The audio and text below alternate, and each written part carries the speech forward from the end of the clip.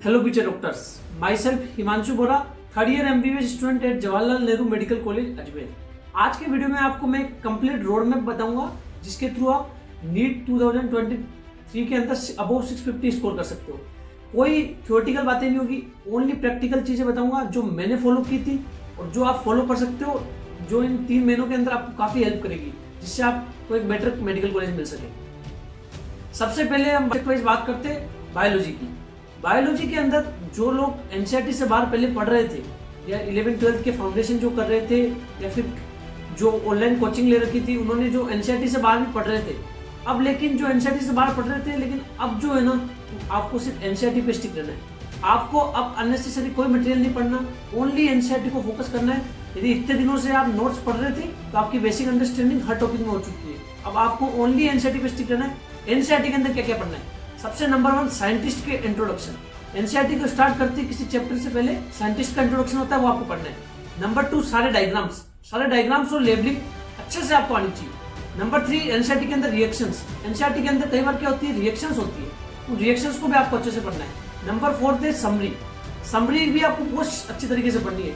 कई बार नीट के अंदर देखा गया है कि समरी से क्वेश्चन आए हैं। और नंबर 5 है जो उनके अंदर जो क्वेश्चंस भी दे रखे होते हैं ना, उनको भी एक बार अच्छे से आप उनको देख लो, उनकी थ्योरी।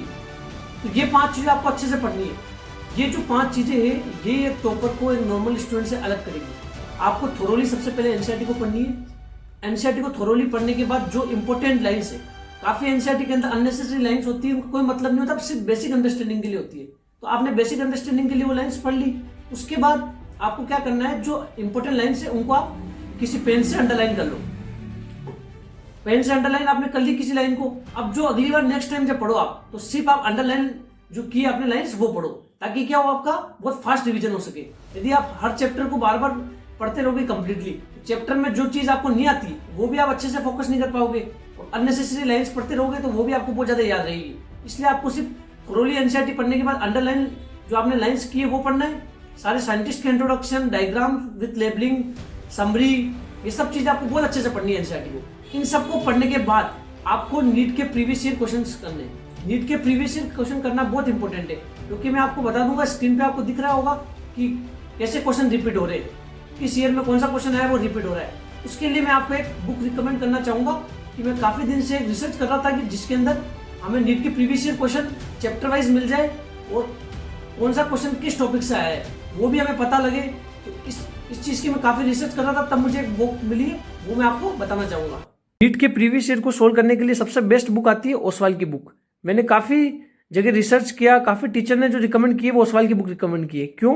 क्योंकि इसके अंदर आपको क्रिस्प रिवीजन मिल जाता है, निमोनिक और माइंड मैप के थ्रू सारे पेपर आपको अच्छे से मिल जाते हैं। हर एक पेपर में ये भी पता लग जाता है कि किस चैप्टर से किस टॉपिक से क्वेश्चन आया, ताकि आपको ये पता लगे कि फिजिक्स के अंदर कौन सा टॉपिक ज्यादा इंपॉर्टेंट है। तो देखो, जैसे कोई पेपर है, पेपर के साथ आपको ओएमआर भी मिलती है।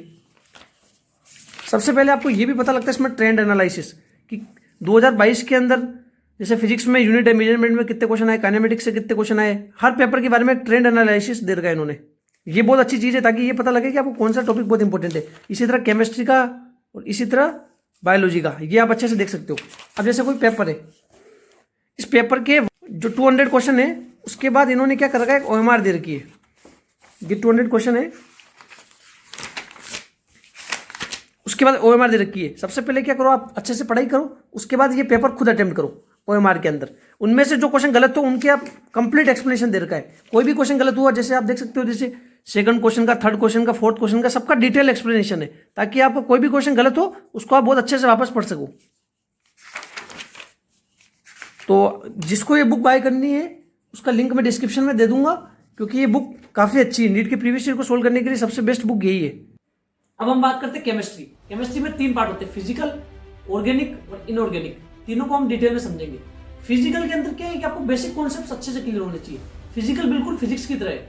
फिजिकल के अंदर मैं आपको जैसे कुछ चैप्टर बताऊं, जैसे सरफेस केमिस्ट्री हो गया, केमिकल काइनेटिक्स हो गया, इन 2 चैप्टरों को आपको एनसीईआरटी से पढ़ना है। बाकी फिजिकल के अंदर आपको सारे बेसिक कॉन्सेप्ट्स आप यूट्यूब से तैयार कर सकते हो। आपने किसी कोचिंग को प्रेफर किए, उनके जो वीडियोज होते हैं उनसे आप तैयार कर सकते हो, या फिर कोई भी अन्य सोर्स से आप वो तैयार कर सकते हो। लेकिन आपको सॉलिड स्टेट हो गया, केमिकल काइनेटिक्स हो गया, सरफेस केमिस्ट्री, इन तीनों चैप्टर को आपको एनसीईआरटी से पढ़ना है, क्योंकि ये थ्योरेटिकल चैप्टर है।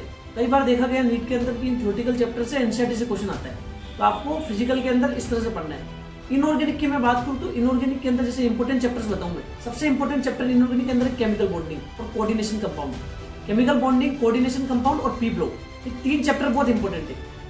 इनऑर्गेनिक आपको कंप्लीटली एनसीईआरटी से पढ़नी है। इनऑर्गेनिक के अंदर जो टीचर होते हैं बहुत आउटसाइड पढ़ाते हैं, लेकिन आपको सिर्फ एनसीईआरटी पढ़नी है। इनऑर्गेनिक के अंदर आपको हर चैप्टर पढ़ना है, S block, P block, D block, F block, तो coordination compound, chemical bonding, periodic table. लेकिन सबसे इंपॉर्टेंट क्या है, केमिकल बॉन्डिंग, कोऑर्डिनेशन कंपाउंड और पी ब्लॉक, इनको आपको अच्छे से एनसीईआरटी से पढ़ना है।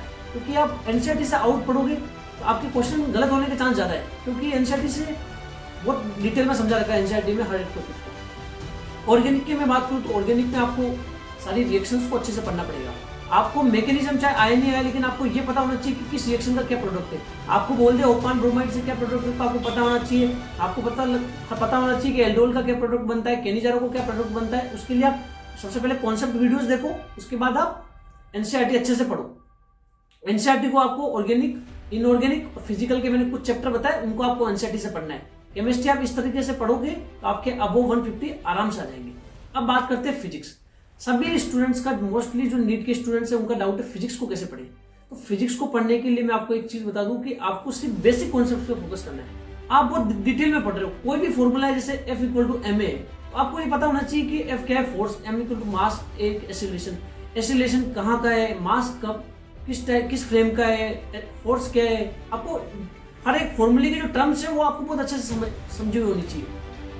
बेसिक कॉन्सेप्ट्स को पढ़ने के बाद आपको फिजिक्स के अंदर बहुत प्रैक्टिस करनी है। ज्यादातर बच्चे क्या करते हैं, बार बार क्या करते हैं, थ्योरी पढ़ते रहते हैं। थ्योरी, सिर्फ नोट्स खोला थ्योरी, नोट्स खोले थ्योरी पढ़ने से क्या होता है कि एग्जाम में हमें सिर्फ थ्योरी याद आती है। हमें फॉर्मूला याद होने के बाद भी हम कैलकुलेशन से आंसर नहीं निकाल पाते, क्योंकि हमारी क्वेश्चन प्रैक्टिस नहीं होती। तो फिजिक्स के अंदर मैं आपको बता रहा हूँ, जिसके मार्क्स कम आ रहे हैं वो प्रैक्टिस करना स्टार्ट कर दे।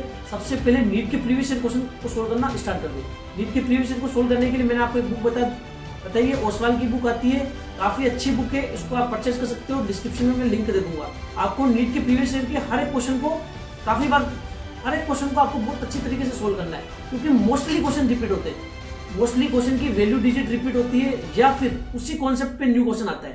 तो आप यदि नीट की प्रीवियस ईयर क्वेश्चन को सोल्व करोगे तो आपके फिजिक्स के अंदर भी काफी अच्छे मार्क्स आएंगे। इस तरीके से आप कंप्लीट एक रोड मैप है जिससे आप 650 अबव स्कोर कर सकते हो।